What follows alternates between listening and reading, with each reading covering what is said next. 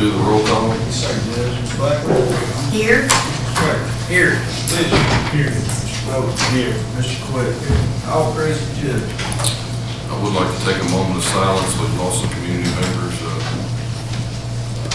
Miss Lonnie Buckman, which is my aunt, Amelia Owens, Mary Jane Warren, Betty Ann Ranks, Eunice Taylor, and Betty Ellis.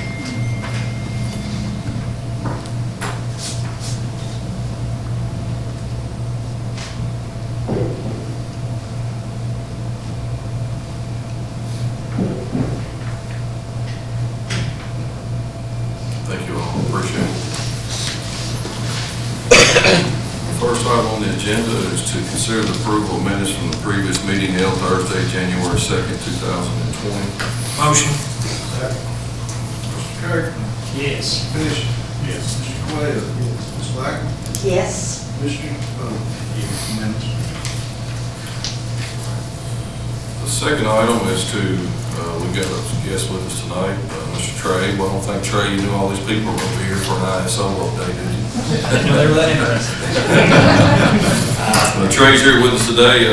As all of you know, some of you know that we've been under an audit process with the ISO. We met with them a couple months ago, I guess, and kind of went over some things in the county that, some ratings that we have in our county, or hopefully we're trying to improve them. And Trey's been a big help in doing such.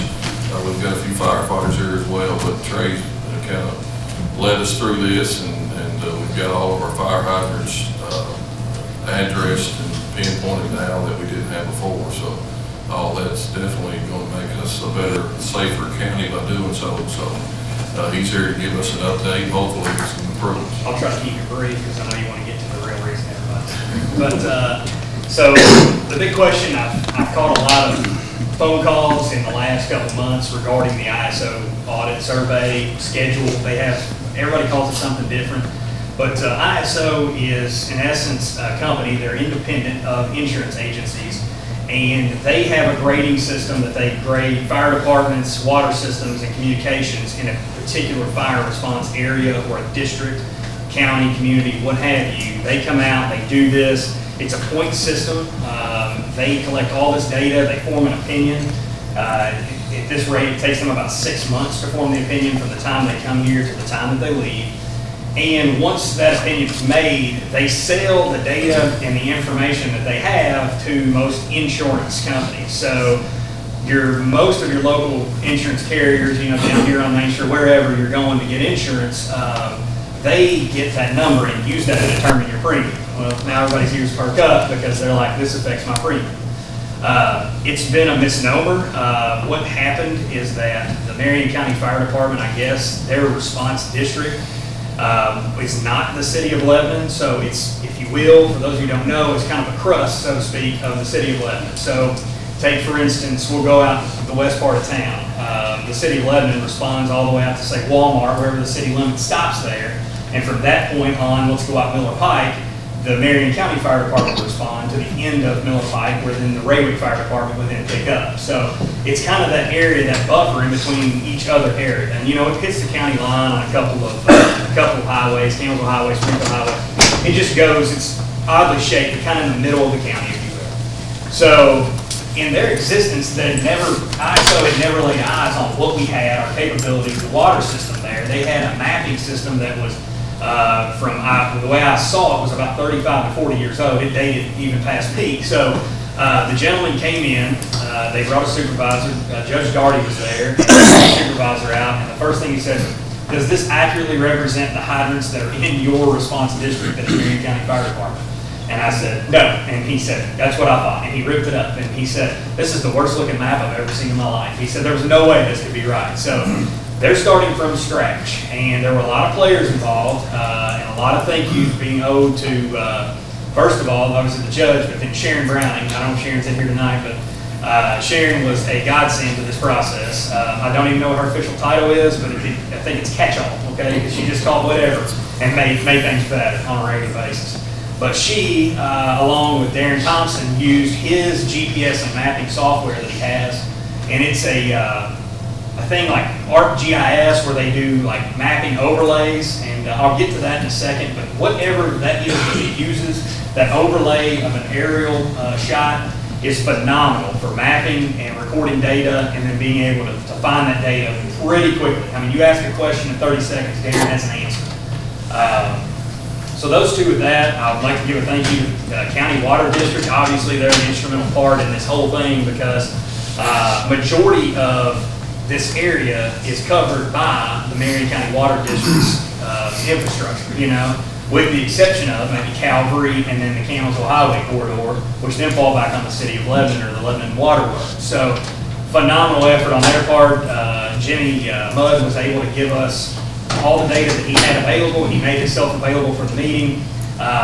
He sat across the table from this gentleman from Tennessee, the auditor, and they kind of went back and forth about, you know, what are you doing here, what are you doing there? He had answers, and the gentleman stood up at the end and he said, I can't tell you right now how much better this is going to get. Your rating, it's currently a 9. 1 is the best, 10 is the worst. We currently had a 9. And he said, but it will get some better, I can tell you that. And that's the quick answer for this overall update. There's a lot of things that we can do to improve that he already tipped us off to that day. And I'm not here to ask for anything specific. I'm just here to tell you what some things are that we can look for moving forward. Talking about, you know, really just taking a synergistic approach to working with the city and the county water, you know, departments, and then working with fiscal court, and then with the other fire departments as far as maybe getting new hydrants put in and things like that. Obviously, the more fire hydrants we have readily available to us on appropriately sized lines would be a big benefit. You know, the more hydrants there are, the better the rating's going to get. And then they calculate a thing in the rule setting called hauled water, which means that we're going to go to the fire hydrant, fill up a big tanker, drive it back to the fire scene, dump the water in the tank, or hook it up to a pumper or a fire engine, and then use that water to suppress a fire. And then when it's empty or we dump it, it goes back to the fire hydrant. Well, clearly, if they didn't have to go 1.5 miles and instead they had to go 3/4 of a mile to get to that hydrant, common sense will tell you that's going to be a better thing, a better product. So I think moving forward, some of the things that a few of the chiefs had talked about, I believe in a recent meeting, and spoken to a couple of them myself, I think the county fiscal court at some point paid to have fire hydrants done, you know, put in through the county water district in years past, some time ago, and then that just magically went away one day and nobody really had a reason why. I think it would behoove everybody to look into that and see if maybe the court would be interested in moving forward. If we could get a couple of hydrants a year paid, you know, somebody figure out some funding for that and get those put in locations we think are going to benefit people, both practically from an operational standpoint, but also for the ISO rating. So just that's food for thought. You know, obviously we talked about hauling water. The Marion County Fire Department, the Lebanon Fire, they don't have a tanker to respond with. So, you know, that would be something that I think the fire department needs to look into, see what their funding is going to allow, take that approach and figure out what's going to work for them as far as hauling water. We've got 5 years, you know, before they're going to come back. They don't come back anytime before that. Even if you call them, they won't come back. So having an idea of where the next 5 years is going to go would be good. So there needs to be some players involved. The kind of the third thing I want to hit on, and I'll end it there, is with Darren and his software and his aerial mapping. I believe he's approached the county before, and I know the last time they did the aerial mapping, I think, I've got some notes here, he told me that it cost somewhere around $144,000 to have them fly Marion County or this area and then map, you know, lay it out for this GIS software. They can do an update now, which is like every 3 to 5 years he would like to see it updated. Well, before, the 3 players involved were Lebanon Water Works, the city, and Catfish over here at the PBA, their office. They all 3 benefit greatly from using it. And now that we've seen what the capabilities are, the change has been made. They're going to be, I don't know where they are in it, but getting iPads for the fire trucks here with the Lebanon Fire Department, so that in real time almost, we can see what those hydrants are capable of flowing, their locations. We're able to click on plats or different tracks, if you will, on the map, and then clue into like this is this house, or this is, say, TG, Kentucky, and we know what hazardous materials might be stored there, where the connection would be for the sprinkler, the closest hydrant to where we need to be. There's a lot of valuable information that was a byproduct, if you will, of what Darren, the city, and the PVA did. And it's his belief that every utility, every type of organization that utilizes something, be it sewer, water, electric, gas, all those people could benefit from what they're doing here. So I think I'm putting a shameless plug in right now for Darren and software, but I'm telling you, I've seen the benefit in it, and I wouldn't have before until we did this ISO. It opened a lot of eyes, you know, a lot of things that maybe were deficiencies, some things like that. But I think too that what it did was show us that there's technology out there that we can truly benefit from right now that exists.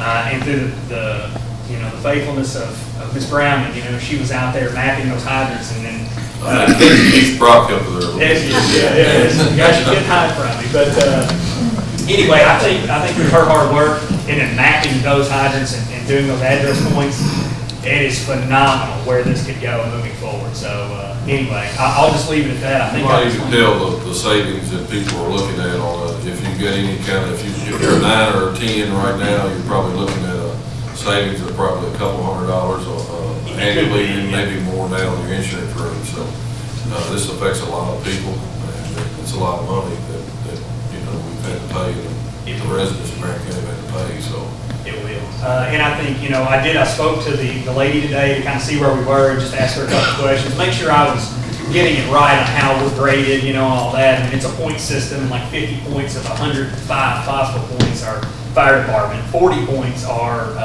water and water distribution. So, you know, the majority is the fire side of things, but a very close second is that water, you know, it's important. And then like 5% or so, 10% is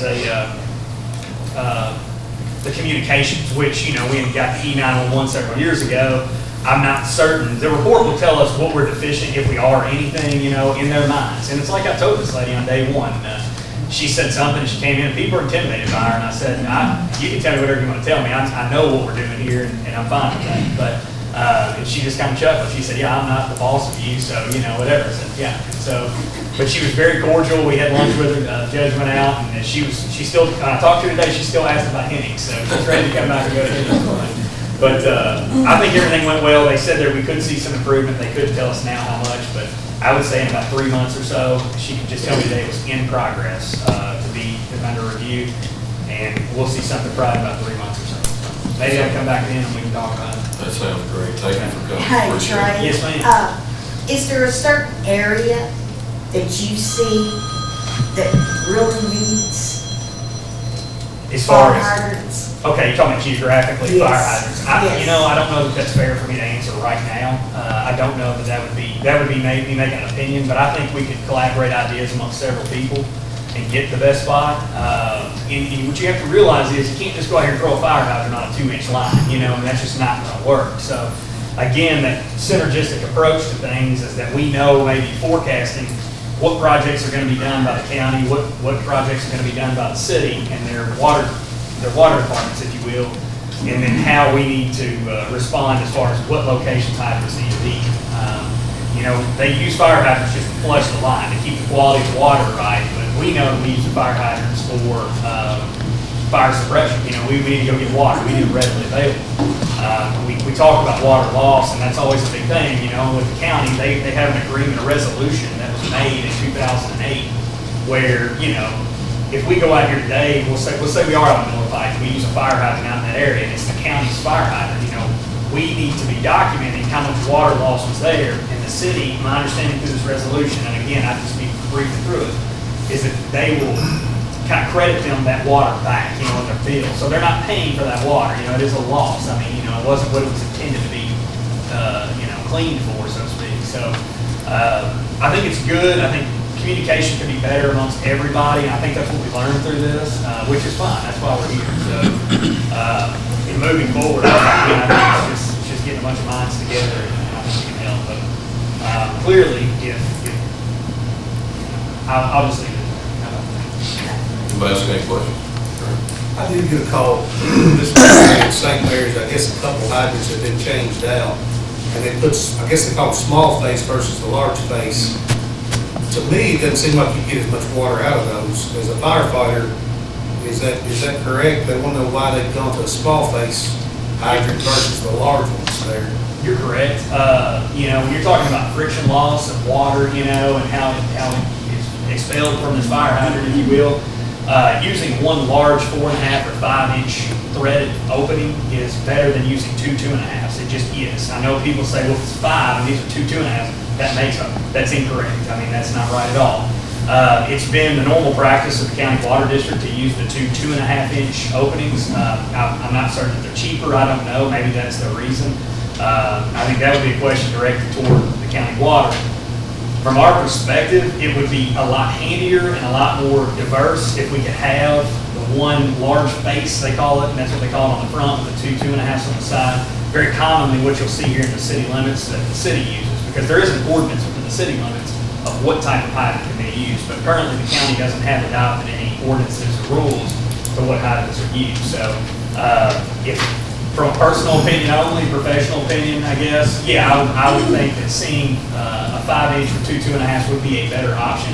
But I can't answer as to why they might do it. And it may just be a cost thing. If it is, then, you know, like, cost is always about. Thing, it's a supply thing. Okay. That we can get to the problem. But most of them we set out the county on the 5 inch face, sometimes 4 inch. Sure. And then a lot of them have a 2.5 inch port. A lot of times you see just a 2.5 inch port is because they can't keep the flow. Sure. It's on a smaller line. Because a 5 inch can pull so much more off than 2.5. We've said a lot in the county, you know, the 3-4 hydrants, 2 ports and 5 inch space. But most of the time you've got to have the water supply. Sure. And that's, If you know, out, you know, get away from Morehead, and I know out in our area, down there, pull it across, you know, we just don't have a line size down there to support full face hydrants. You know. okay. And that's probably the reason. Again, this was the first time I'd laid eyes on anything within the county's water infrastructure, you know, so seeing some things was eye-opening on where the most water volume was, and it wasn't always in the places you thought it would be, you know.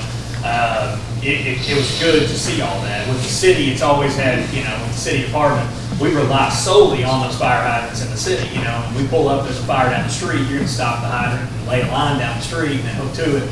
That's gonna be the water for firefighting. Nobody's hauling water anywhere, you know, so seeing that, and that's a valid point. So they do recognize the two 2.5s. That was in question for a while. We cleared that answer then that day, and he said, no, we recognize those. If you're gonna use those, we recognize those. I don't think it hurts you negatively. I'm sorry? Something's better than that. It is, but you hate to think, you know, if they weren't recognizing those, we were at least putting those in, and we weren't satisfying ISO. And I think that's probably why they just continue to do it. I wouldn't, Larry, might be able. Like I said, it had something to do with water flow and different things. I know at one time we budgeted some fire hydrants before I started.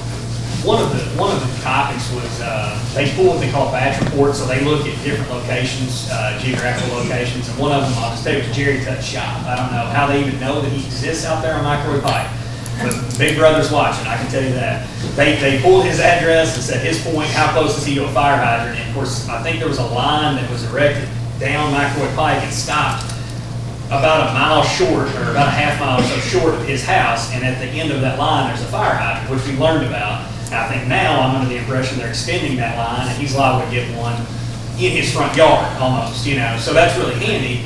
But knowing that, and knowing when those lines are gonna go in, and how frequently we could put hydrants on that would be good, you know, so make sure they're not every mile, they're every maybe 1,000 feet or so. If they're on a good line, that would be a lot more handy, you know. And then two, not putting them up on the side of a hill somewhere where they're behind a fence, you know, instead getting them where we can pull into a driveway or at least pull over on the edge of the road, fill those trucks up, so, and then move on. You know, like I said, there's a lot to take away from it. It sounds like the ISO rating's gonna get better one way or the other. Ideally, you'd like to have one at the end of every county road and we got to turn around. Boy, that would be wonderful. And Joe Pat knows where Sandy's is. He's been in that truck looking for him in the middle of the night, so, yeah, you know. They acknowledge it. A few years ago, we put in some of those dry hydrants before we started putting in those. Do they even acknowledge those? That was another question we raised, and they do, but it has to be put in, and there has to be an engineer to sign off on it. And I said, are we talking like engineer with like, you know, pocket protector, or are we talking like engineer I can drive a backhoe, like Jackie? And he said, no, we're gonna need to see something on paper that shows the engineering that went into this. Now, are those useful for us? Absolutely, but unless we have the engineer to sign off, and you know, you've got to go out and check those things on a regular basis. You got to back flush them. You know, you got to put water back through them to make sure they're clear of debris. It's a lot to it. I don't know that it is worth its time, you know, or the headache. It's definitely something we can look into, I think, or the fire department can look into. But yeah, they would recognize it only under those conditions. And then the downside too of a dry hydrant like that too. So you have to tie up another engine because that engine has got to pull that water out to fill up a tanker to go from there. Plus, it's gotta be so close, Yes. like 20 foot, they tell me, 10, 20 foot or whatever. You would be, yeah. Yeah, most of the time you only have 20 foot of the hose. We can get into the semantics of it, but it's, yeah, I mean, about 20, 25 feet would be the, you know, furthest you can get away. Great, thank you a lot for coming. Come back when you get some more. I will. I'll be in that 3 months. I'm getting a lot of questions on it, so that's a good thing. I appreciate you coming. This next issue, this next item is to consider approval of the Second Amendment resolution. I think myself and I think every member in here has been getting calls and concerns about our Second Amendment rights, and I can understand the concerns with what's going on in other states. And we've been working on this. I know at the last meeting, a gentleman came in and was concerned, and I had been looking into it some and showed him some things that I had looked at, and I've talked to Senator Higdon on several occasions, Brandon Reed, our representative. You know, those are the guys that are going to make the decisions on what they do with these laws. So I recommend we blow them up, and I think that we've got two that are pro Second Amendment rights, and they will listen to your concerns as well as we do here. So basically, what we've got here is, I appreciate all the recent calls and conversations regarding the consideration of an amendment to affirm the Second Amendment rights of Marion County citizens. As Judge Executive, I feel that one of the most important functions of my position is to consider the opinions, concerns, and ideas presented to my office in the course of our daily activities. Based upon the recent citizens' interest regarding Second Amendment issues and considering input from our magistrates, we propose to consider passage of a Marion County resolution supporting the Second Amendment rights of our citizens. We ask that comment be limited to members of the Marion County Fiscal Court. The proposed resolution reads as follows. You know, anybody anything you want to comment on? The resolution really reads, whereas the Second Amendment of the United States Constitution reads, a well-regulated militia being necessary to the security of a free state, the right of the people to keep and bear arms shall not be infringed. And whereas the United States Supreme Court has affirmed an individual's right to possess firearms unconnected with the service of the militia for traditional lawful purposes such as self-defense within the home, and whereas the United States Supreme Court has affirmed that the right of an individual to keep and bear arms as protected under the Second Amendment is incorporated by the Due Process Clause of the 14th Amendment against the states. And whereas the United States Supreme Court in the United States versus Miller 1939 stated that firearms that are a part of an ordinary militia equipment with use that could contribute to the common defense are protected by the Second Amendment. And whereas the Marion County Fiscal Court is concerned about the passage of any bill containing language which could be interpreted as infringing the right of the citizens of Marion County to keep and bear arms. Whereas the Marion County Fiscal Court wishes to express its deep commitment to the right of all citizens of Marion County to keep and bear arms. Whereas the Marion County Fiscal Court wishes to express opposition to any law that would unconstitutionally restrict the rights of citizens of Marion County to keep and bear arms. And whereas the Marion County Fiscal Court expresses its intent to uphold the Second Amendment rights of the citizens of Marion County. And whereas the Marion County Fiscal Court hereby declares its intent to oppose any infringement on the right of law-abiding citizens to keep and bear arms. Now, therefore, be resolved by the Marion County Fiscal Court of Marion County that Marion County Fiscal Court, through their duly elected fiscal court, hereby expresses its intent to uphold the Second Amendment rights of the citizens of Marion County. And furthermore, the Marion County Fiscal Court declares its intent to oppose any infringement on the right of law-abiding citizens to keep to bear arms. And furthermore, we, the people of Marion County, Kentucky, through this resolution initiated by the Marion County Fiscal Court, hereby declare our rights, our freedom, and our liberty as guaranteed by the Constitution of the United States. Any comment? I think we all support the Second Amendment. 100%, yes.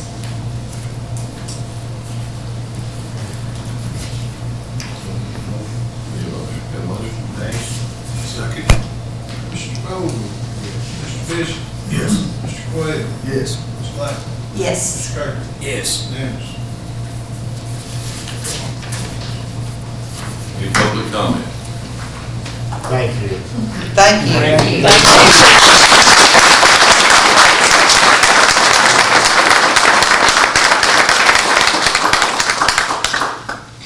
We do appreciate y'all coming today. Like I say, it's not every meeting we have this many people, so it's kind of puts us on our game a little bit. We understand your concerns, and if there's anything else that you see that we need to be doing, please call us. You know, We will. We're here to help you. And again, that's all I can say. I don't think the mayor's want to say anything. We are here to help you. So, I mean, don't be afraid to pick up the phone and call us, come in and see us. We're very approachable. We're here 5 days a week, so anything we can do to help you, let us know. Thank you. Thank you. Thank you. We'll get all your hair now. You're welcome to stay, yeah, it doesn't matter. Thank you all for coming. Thank you for having us. We appreciate it.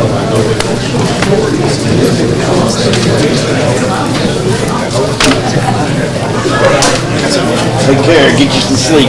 I'll try to see it. How you doing? Good, how you doing? Good, all right. Keep my brother out of there, I think he'd be doing pretty good. Who's that? Cody Group. Oh, You should know him by name as soon as he walks through the door. take care.